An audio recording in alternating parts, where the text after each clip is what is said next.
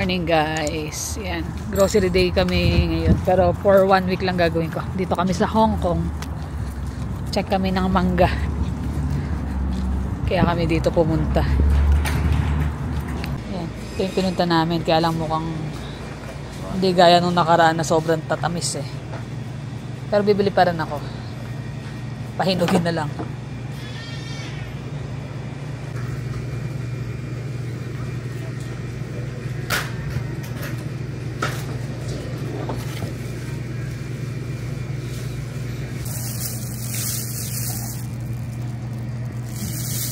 Anim lang muna kinuha ko. Natatakot akong baka masayang ang pagpili ko tapos hindi matamis.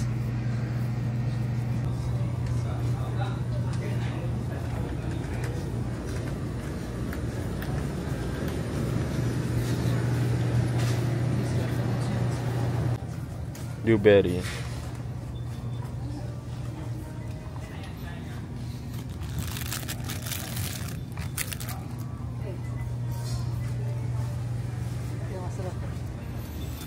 Pero bawal. Kaya gusto niyo ba? Parang mahal na. Magkano? 49 na? Hindi, 2 Ay, boy, bawal pala yun. Para siya ano sa atin yung dati. Kalimutan ko pa ng chichirya na yun.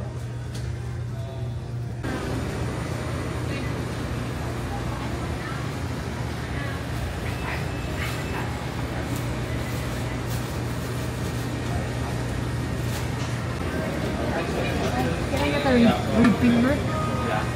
Rib finger. Big up. Beef. Finger beef.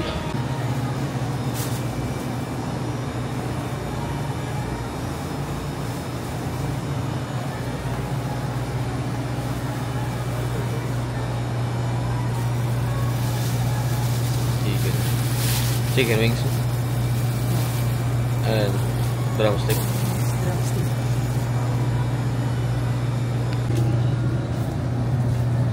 Makanak ng banana kasi baka mag-request si daddy mo ng turon. Ayan. Sige na sabi.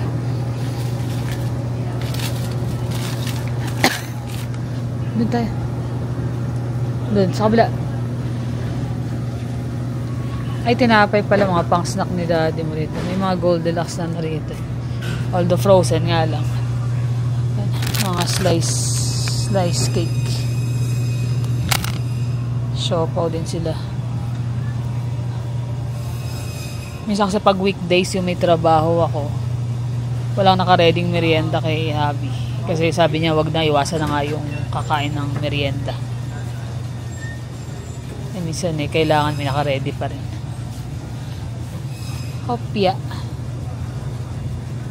Kuha tayo. Sarap tong kanila na ito. Tagal ko na din nakakain itong hopya nila. Wala yung ube makapuno. Ano? May makapuno lang. Pandan makapuno. Ube. Nakita mo itong hopya guys. Pag uwi namin ng Pilipinas. Yan. Paborito namin sa Baker's Fair. Soon. Yan pala, ube makapuno. Yung kulay blue. Diba? Mamahal ng tinapay yun. Yung kababayan, $7.29. 7 piraso. 8. Yung hopyang baboy, $10.99. Hindi na. Huwag na lang. Ay, yung putok pala. Gusto ni daddy mo to. $5.59. Pa tayo.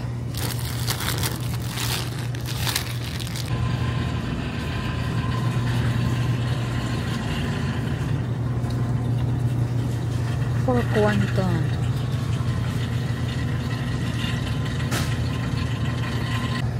Meron din sila rito yung meat tahong. Yung pinaka meat lang, wala na yung shell.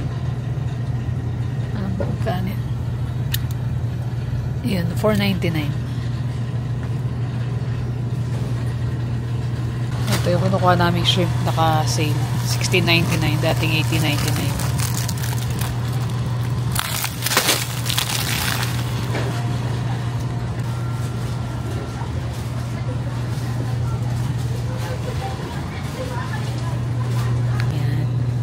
Gagawa din kasi ako ng ano ngayon na order ni John. Nagpagawa si Jonas ng pares. Dapat sisig. Sabi ko too late. Sabi ko wala akong karnek. Bilhin ko ngayon. Ngayon din ang alis nila mamayang tanghali. Kaya maaga kaming umalis ni Jermaine. Ginising ko nga lang kasi tulog pa to. Kasi papawa siya. Sabi ko pares na lang kung gusto mo. Pabawon nila sa camping. Ay itlog pala no. Kinulang kami sa basket. Sabi ko kuha pa siya. Parang mukhang lalagpas naman kami sa isang linggo nito. May mga karnipan ako sa bahay.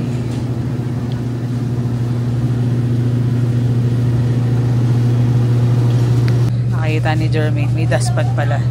Dito. Gamit sila na dustpan yung maliit. May mga gamit isla rito kung anik-anik. So, mga panluto, ganyan, mga basket sa fryer. Mga bowl. Ito yung pamtali sa karne. Pang sibutson. Long Ano na? Gusto mo?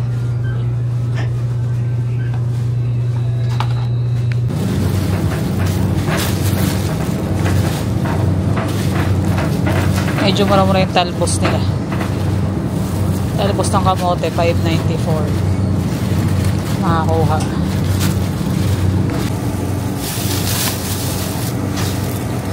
Gawa ko ulit ng noodles. Noodles? Siyang, parang yung Hong Kong Gawa style. ko nung nakaraan. Yung parang Hong Kong style. Sarap ba? Yeah. Kailangan natin ng noodles. Tsaka parang lumpiang toge. Parang nabitin ako last time. Ayun, bahay na kami. Nagmamadali kami kasi darating yung gagawa. So pagdating namin nandito na. Ang sabi nila 10 to 12 pero 10 o'clock pa lang andyan na naggagawa na sila. Ang dami nang nabaklas. So nirarush ko para makagawa ko ng ng makakain. Kaya sabi ko kailangan makabalik kami ng mabilis. So yan lang yung napamili ko. Mag-spaghetti ako mamaya. Paghahaluin ko tong Filipino na sweet style na UFC at saka tong creamy cheesy Del Monte. Tapos suka, patis, kalamansi, chili garlic, shrimp, ngayon ko ng puset, ikakalamari ko, squid ring, tatahong, pero wala nang shell. So, ibibake ko na lang to na may cheese. Tapos, clam meat. Sinabawan ko. Last time bumili kami sa Habi nito. Sinabawan ko lang siya. Tapos, lumpia wrapper, saging, nasaba, jackfruit, wonton wrapper. Makagawa ng siomay. Nagre-request si Jeremy ng fried noodles. Hong Kong fried noodles na style. Ito yung nagamitin ko. Chow mein. Pang fried noodles. Tapos, basa fillet, hopya, ensimada, pang merienda ni Habi. Ito, yung putok. Putok 5 something, 6 na peraso. Talong, ito, syempre, toge. Nakalimutan ko carrots, kakamadali. Green onion, kamatis, bawang. So, bumili ko ng talbos ng kamote. 6.21. Tapos, sampalaya. Tapos, ito yung mangga. Itong piraso lang kinuha ko kasi di ko alam kung matamis siya pag nahinog. Tapos, mga request ni Jermaine. Manigold. Parang tamarin. Tapos, blueberry. Kiray. Tapos itlog. Kasi lang yung bumili ko ng pork loin. Tapos pork shoulder. Ito yung pinagluluto ni Jonas na pares. Beef finger. Pang lumpiang Shanghai. Giniling. Tapos bumili ko ng spring chicken. 2. Saka chicken drumstick. So yan lang. Total, may iba pa naman ako mga meat dito tsaka ibang gulay. Ayun. Kamamadali kong magluto. Nakuha ko maluto ng 1 oras yung pasta sauce. Tsaka nabalot ko yung spring roll. Medyo malalaki nga lang yung nagawa ko pero abot. Nag-start na rin ako magprito. Ayun nakauwi na siya gutom na gutom. Pagod. Late na nakauwi Overtime pa. Yung mga naghadali ako magluto para sa mga gumagawa. Aba, hindi na kumain. Hanggang ngayon gumagawa pa sa labas. Magti 3:30 na ng hapon. Talaga yun, masisipag din no? Hinahabol daw kasi nila na baka umulan. Gusto nilang tapusin. Ang nangyari kasi parang pakyaw no? Parang mas malaki na kasi kitain na, di ba? Pagka, isang araw. Kesa abuti sila ng extra ng 1 araw pa. So gusto nila habulin ngayon. Medyo kumukulimlim. Kaya nakailang tawag na ako sa kanila. Sabi niya, sige na. Sabi niya kasi nahabol na. Baka daw umulan. Wala nila kumain.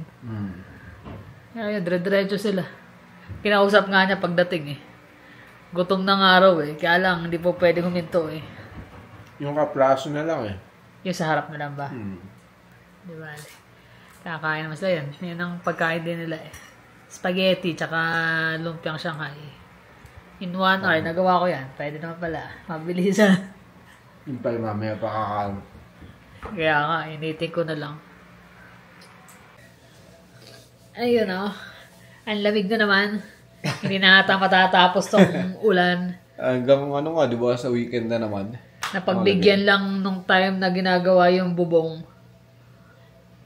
Kaya umaraw. Pero nahabol nila. Finally, tapos na. Tapos, syempre, parang pasasalamat din sa kanila. Bukod doon sa binigay niyang tip is, pinagluto ko sila. Pinagluto siya ng, ano pangalan nun? Spaghetti na Filipino style spaghetti, tsaka lumpiang Shanghai. Yun. Tuwan-tuwa sila Sobrang dami talaga. Kaso malalaki naman tao kasi yun, mga yun. Malaking tao. Hinahin ko sa kanila spaghetti. Nilagyan ko maraming keso. Tapos spring roll. Yung ginawa kong spring roll, malalaki. Parang kasi alam ko gutom Dahil nga hinabol nila, hindi sila nakakain ng lunch na. Parang ginawa nila. Hinabol yung oras kasi yung oras para tapusin. Uulan na. Mag-i-start na naman yung ulan. Bali, umaraw lang ng 1 kalahating araw, no? Yun, sakto na nila. Nung ginawa pagkatapos nila, bigla umulan na Kaya tuwan-tuwa sila nung kasi gutom na gutom. Sabi nila, sabi niya, pasensya na. Ayaw na pumasok kasi nahiya sila stinky raw sila. Sabi stinky, madumi. Ako rin madumi rin ako. Tsaka stinky rin. Galing ako ng trabaho. So, pare-pareho lang tayo. Tapos, di kain na sila. Tuwan-tuwa sa pwede bang, iuwi ko na lang to. Sabi nga na yun natira. Kasi malaking bowl yung nilagay ko sa kanila Pero dami pa rin nun, Sabi niya, wow. Sabi nila, a lot of flavor. Sabi niya, hindi ko maipaliwanag. Pero, sabi sarap niya, daw, ang sarap.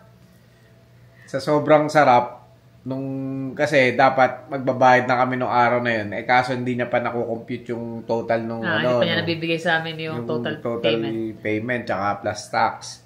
So, kinabukasan, nag-withdraw siya. Babalik na lang daw. Para cash yung binayad mo, no? Cash na binayad. So, nag-withdraw ko. Pagbalik niya, sabi niya, you know what? Sabi niya, nakain ko yung kinain ko ngayon yung inuwi kong spaghetti at saka spring roll. Yayabangan daw siya ng Pilipino na kaibigan niya. Taga Vancouver. Sinenda daw siya ng picture ng lasagna. Sabi niya, I don't care. I have Filipino style spaghetti. Sabi niya, at saka spring roll. Tuwan-tuwa siya talaga Tapos, sa sobrang tuwa, umorder pa sa kanya sa Webes. Sabi niya, paano kung gusto kong bumili sa'yo na Kasi nabanggit niya na may time isa, nagluluto-luto ako. Sabi niya, paano kung gusto kong bumili? Pwede ko bang, pwede ba kitang sabihin? Kung message mo lang kako siya, si Habi, para kako gawin ko. Sabi no. Sabi niya, orderin ko na ngayon, babayaran ko na rin. Ha? Sabi ko, hindi pa ngayon, sa sunod na day off ko pa. Agad-agad, kala maluluto agad Tapos, sige, it's okay. Sabi niya, pupunta kasi ako ng Vancouver ng Sabi niya, pwede ba doon ko pick upin bago ako pumunta para dadali natin niya sa Vancouver. So, tuwan-tuwa nga siya sa amin. Sabi niya, actually doon sa binlog niya sa akin na ilan yung naging customer? Naging customer niya, 2, 3. Tatlo. Tapos meron pang umabol si Si Mitch. Yung Mitch. Nagano sila ng sa may fence naman, kumbaga sa ano lang Additional lang ng fence yata yun. Sabi nga, ano bang magagawa ko para sa inyo? Sabi niya, ilan na rin yung Naging yung customer naging niya raw. customer. Sabi na, walang problema kasi kako, no? Give and take lang yun. Kumbaga, nakasave kami dun sa trabaho mo. Sabi ko, din, kahit sa paano malit na parang kako, makatulong din kami in return. So, tuwan-tuwa siya na nakakakuha siya ng customer na yung ano raw niya, yung mga projects niya, sa tingin niya raw, pag pinagsuma-suma niya, parang aabot hanggang September. Baka nga daw lumagpas pa eh. Lumagpas pa daw. Ah. Ayun. Kaya kung kayo may mga project kayo na landscaping, sa fence, sa roof, tsaka sa, basta mga garden, meron siya eh. Pati yung mga pebbles, rocks, tsaka yung mga dirt, nagdi-deliver siya. Sabihan nyo lang kami kung ano, bibigyan namin yung number niya. Wala naman kaming ano, kumbaga... Wala kaming doon, kumbaga tulong na lang namin sa kay Kelly yun. Mabait eh. Tsaka masipag eh. Tsaka nagpapasalamat din kami kay sa kapitbahay namin na si Ryan. Sila yung nag-refer kasi talaga. Katrabaho niya kasi sa airport, sa Air Canada. So, ayun. Actually, tiga Vancouver yun, napagkwentuhan din namin yung mga yung mga nangyayari doon, 'di ba? Yung sa Vancouver mismo, sa may downtown doon. Ang daming Tsaka dito rin sa YouTube napapanood din namin yung mga yung mga nalululong sa drugs, mga homeless, halo-halo na eh. Sobrang dami na. Actually, nagpunta siya dati doon, di ba? 2012, napunta ako ng Vancouver, pero hindi pa ganun eh. May mga homeless na, makikita mo. Sabi ko pa kasi, mga naka-homeless na, mga naka-Jordan pa sa sapatos eh. Tapos may mga mailan dahil maaga yung biyahe ko noon pa flight. Parang ngayon, sobra na eh. May mga tent na sila eh. Tsaka ang dami talaga. Ang dami ng... Iba-iba rin kasi yun eh. Yung mga ganyan, merong may trauma, mental issue, merong... Yung mga nawala ng trabaho. Actually, dumami talaga raw yan, sabi doon sa survey, after nung pandemic. Kasi nga, maraming nawala ng trabaho, maraming nagtaasan lahat, hindi na-afford yung bahay, ganyan, or rent. Ganun, maraming hindi naman sila yung lahat doon yung mga masasamang tao, di ba? Hindi naman. Iba. Kaya lang, na-influensyan sila ng mga kasi nga, ng mga drugs, mga fentanyl, mga ganun, mga meth, nagkalat doon. Tapos, imbis na kontrolin ng government ng BC, parang binibigyan pa nila ng safe supply. Yun ang mahirap. Yun ang mahirap kasi lalong, although nakaka-minimize ng risk ng overdose. Kaya lang, nagkakaroon pa rin ng mga di ba, ng mga ganung bagay. Hindi pa rin maiwasan yung overdose dun eh. Kasi nga, syempre, libre. Parang ang daming... Saan nangyayari? Kung magagagaling, babalik. Ang hirap. Hindi lang naman sa Canada yan eh. Sa Philadelphia, sa LA. Marami. Hindi lang Albuquerque, Kangina, no? Yung mga napanood natin. Parang... Yung iba nga, wala nang choice. Kasi kahit daw magbago sila, kung after naman nun, wala rin silang way para mabuhay ng maayos dahil walang trabaho, walang So, ang ending, bumabalik sila dun sa Mas mura pang araw maging high kaysa magrenta. Magbayad ng mga bills. Yun nga eh. Tapos may nakukuha rin kasi sila sa government kaya parang nasanay na sila na ganun. Yun ang mahirap eh, masanay ng ganun. Kaya unti-unti mong inaano yung yung katawan mo eh. Kumbaga parang bumibigay na. Marami ring mga issue diyan. Isang diyan yun nga, yung sa mga gastusin, hindi hindi na makalagpas. Yung kasing addiction, hindi lang naman sa drugs yan eh. Merong sa alak, meron sa sugal, iba-iba. Meron sa babae. Nasa tao na lang sa tao eh. Kagaya, eto, pinakamagandang example. Actually, nakakalungkot nga yun. Kasi kanina may nag-message sa akin sa Facebook namin. Sabi niya, classmate, sabi niya ganun. Actually, di ko siya classmate. Ano siya, batchmate. Kabatchmate. Kabatch ko siya. Ang kaklase niya, yung mga tropa ko, nung elementary sila, doon sa St. Martin. So, sabi niya, batchmate, baka gusto mong bumili ng bigas, ng chicharon. Marami siya, may binibigyan yung mga brand ng bigas, mga ganyan. Tapos hindi binabasa ko lang yung mga sunod-sunod yung message niya eh. Hindi ko alam kung i-clarify ko pa rin doon sa sa mga kaibigan ko. Pero kasi baka scam di ba? Hindi, doon sa group chat namin na sabi niya si ganito nalulong sa sugal sa sabong ba yan? Sabong na online sabong. Tapos sabi, kauuwi lang galing ng Saudi na ilang taon ba nakalagay? Nabasa ko 13 years. 13 years. Tapos nakaipon siya ng magkano. May negosyo daw kasi yun eh. Parang bigasan din yung negosyo nun eh. So, nakaipon siya ng ilang milyon. Inisabong. Ayun. Yun ang mahirap. Na lugi. Magkano nabanggit niya? 11 yata eh. 13M. Just imagine yung 13 years mo na pinagtrabahuan. Pero mo nakakaya po sa isang buwan. Ang alam ko kasi engineer. Engineer yun eh. Engineer doon sa Saudi. Sa Saudi. Kaya malaki pipeline din doon. Kaya sayang ang pagkakataon. Sabi ko nga 13 million po siya. Tayo nga wala nun. Actually kami, wala nga nun. Wala talaga. Ito, mga bahay yung sasakyan. Pero, hindi namin kinoconsider na... kasi binabayaran mo pa rin ito. Binabayaran mo pa rin yan, di ba? Utang pa rin yan. Pero yung meron ka sa Pilipinas na 13 million, tapos may negosyo ka. Ang sakat sa kalooban. Buhay ka na nun. Sakat sa kalooban nun pag nawala mo yun. Pero minsan, nasa choice kasi. Di ba? Nanonood din ako kay Kuya Puto, yung mga tungkol sa mga sugal kasi nga dealer yata si Kuya Puto na sa casino. Kumbaga marami siyang na-encounter na mga ganong kwento, kaya yung mga yung mga vlog niya rin talagang pag sugarol ka, masasaktan ka rin sa mga sinasabi niya. Pero yung totoo talaga Totoo talaga nangyayari yun eh.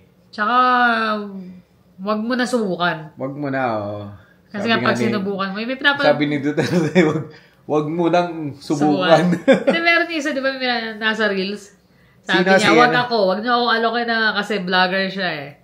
Nagre-Reels. Wag niyo na ako alokin ng mga sugal-sugal na yan, kasi hindi ko kukunin yan. Dahil alam ko, lumaki ko sa hirap, alam ko yung importansya ng pera. Yeah. Hindi ko susubukan yan dahil ayoko malulong sa sugal. Tsaka ayaw nila i-promote. Yung meron kasi mga vlogger na nagpo-promote ng sugal. Yan. Nanonood din ako kay Makagago, hindi ko naman masyadong kilala ko si Wamos na papanood ko dahil na nagpapatawa-tawa yun eh. Hindi ko alam na kapatid niya yung awit gamer na nalulong din daw sa sugal, ganyan. Hindi ko lang alam kung totoo or what, pero sabi ni Makagago, may mga pruweba raw siya na mahirap. Alam mo naman yung mga sa atin, di ba? Pero ang main point doon is yung kahihinatnan ng buhay mo after ka na malulong sa isang bagay. Hindi, sabi ko nga, pwedeng adik ka sa sugal, adik ka sa babae, adik ka sa alak, ayun, sa drugs, syempre. Maraming pwedeng consequences sa buhay. Kagaya na lang ng pamilya, unang-una yung pamilya mo, di ba? Siyempre, masisira ang nyo dyan, lalo pagka nalulung ka sa mga ganun. Masisira pagkasama nyo kung may asawa ka, di. Kasi nasa nasa control mo. Nasa pagko-control mo yan eh. Correct. Kung ano ba talaga yung gusto mong mangyari doon sa pera mo? Lalo't pinaghirapan mo, di ba? Ano ba talaga? Di ba? Ano ba talaga yung plano mo? Plano mo ba yung nasa sa plano mo ba yung pamilya mo, yung mga anak mo lumalaki? Na lalaan ko tong pera na to dito. Natutuwa nga kami yung kay Race eh. Biro mo, lilit pa lang ng mga anak niya. Nahanapan niya na ng mga lupa sa Australia. Yun yung pinapanood ko na vlogger. Kasi yung priority talaga nila yung pamilya. Pamilya. Baga maliliit pa, inisip na nila yung para sa mga bata. Para sa mga bata, yung mga... Although marami pa rin siyang basher Marami pa rin ba? Marami siyang basher. Hindi, ang basher kasi, hindi na talaga mawawala yun. Lalo pero sumisikat ka eh. Kung ako, hanga ako sa kanya. Kasi 3 yung anak niya maliliit, kinakaya niya. Hirap kaya mag-aalaga ng mga batang maliliit eh. Tapos yun nga, focus sila mag-asawa sa pangangailangan ng anak nila. Tsaka yung may bibigay nila. Hanggat bata pat kaya pa nilang kumita para sa mga anak nila. Yun, sayang yung panahon na lumilipas. Kasi, syempre... Tapos one thing, bagay nagtrabaho siya ng 13 years sa Saudi. 13 years, nawala so, lahat. So, yung iniipon mo ng ganon, sa isang idlap nawala dahil sa sugal. So, minsan bago mo talaga gawin yung mga bagay-bagay, pag-isipan mo na makailang ulit kasi... Sugal kasi, lalo na sa casino, papapanalunin ka talaga niyan. Hindi mo na may babalik yung yung 13 years ng buhay mo na nawala malayo sa pamilya mo. Diba? Papapanalunin ganyan lalo na sa casino. Papapanalunin ganyan, bigyan ka niyan. Maya yan, babawi naman lahat yan. Maglalabas ka na, mas malaki pa. Hindi, yung nga niyan magkano yung nakakwento ng iba yung panalo, pero yung natatalo, hindi na babanggit, diba? Yan, Kasi nanalo ka isang beses, ilang beses ka natalo before nun. Kaya kailangan maging wise tayo sa mga desisyon natin sa buhay. Kasi pinaghihirapan nyo yun lalo na yung mga OFW. Lalo na yung mga nasa ibang bansa na nagpapakahirap. Pagka-deserve natin bawat isa na magkaroon ng kaligayahan sa buhay. Pero wag sa ganung paraan. Maraming ibang way na pwede. Tsaka maging wise ka. Sabi nga pwede ka naman mag-gamble Pwede ka naman, sabi nga ng mga pwede ka naman magsugal Oo. Pero maging wise ka. Paano? Tumaya ka, nanalo ka na. Tama na. Tigilan mo na. Kasi alam mo naman yung susunod nun matatalo ka Tsaka hindi laging panalo. Oo. Sugal Sugal nga, di ba? Kaya mas madalas talo kapag sugal. Kung kilala niyo yung sarili niyo, hindi niyo kayang kontrolin yung mga bagay na nagugustuhan niyo. Kahit sa mga simpleng lang. Eto, lagi ito gusto ko. Lagi mo lalaruin, lalo pa nga sa Pilipinas, dami ng mga yung mga online gambling talaga sugal. Pinopromote pa ng mga influencer sa Pilipinas. Siyempre, yung iba, ayos to, kikita ako, subukan ko kaya. Hindi nila alam, once na sinubukan mo, yun na yun. Yun na. Kasi, ang offer nila, may may cashback ka parang ganun Parang pag mag-sign up ka lang, meron kang ganun. Nakakikita ko kasi, pag nanonood ako ng mga mga nagbablog Hindi na nakawala sa kanila Kaya huwag kayong magpapatokso sa mga ganun, lalo na yung mga nasa Pilipinas. Dito, hindi masyado Walang masyado Hindi ko gusto masyado rito. Meron man may mga ads na sa casino lalo na sa radio. Meron laging be wise or intelligent gambler, parang ganun. Kasi hindi nga laging panalo Lalo pa ngayon dito, ang hirap ng buhay. Nabi mo pa. Hindi mo 13 million. Ganun mo lang. Ang laki na. Ninegosyo ko na lang yun kung ako hindi naman sa inaano ko siya sana maka-recover. Niisip ko nga paano bibili ako sa kanya tapos papadala na lang kung kaninong kamag-anak namin sa Pilipinas para makatulong sa kanya. Pero before nun, i-message ko rin yung mga classmate kong confirm muna syempre, di ba? Hindi natin alam Mahirap na. Baka masunog na naman sa sugal yun syempre, di ba?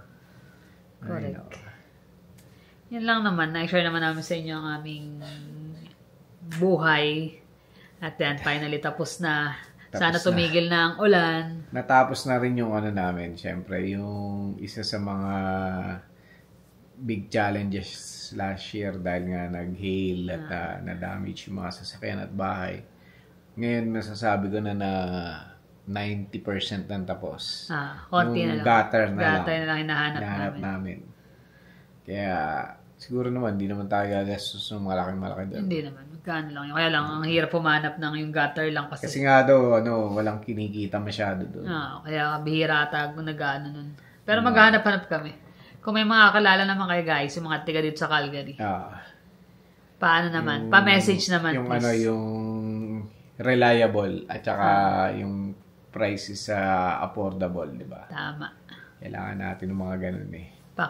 Paki-message naman Malapit kami. na kasi ang submission nun. Baka may pumunta na rito no, na mag-inspect. Ayun naman. Okay naman Gawa na yun lang. Gutter lang talaga ang kulang. Okay naman. Pero soon, pag natapos yan, okay na. Submit na lang ng mga pictures, tapos okay na.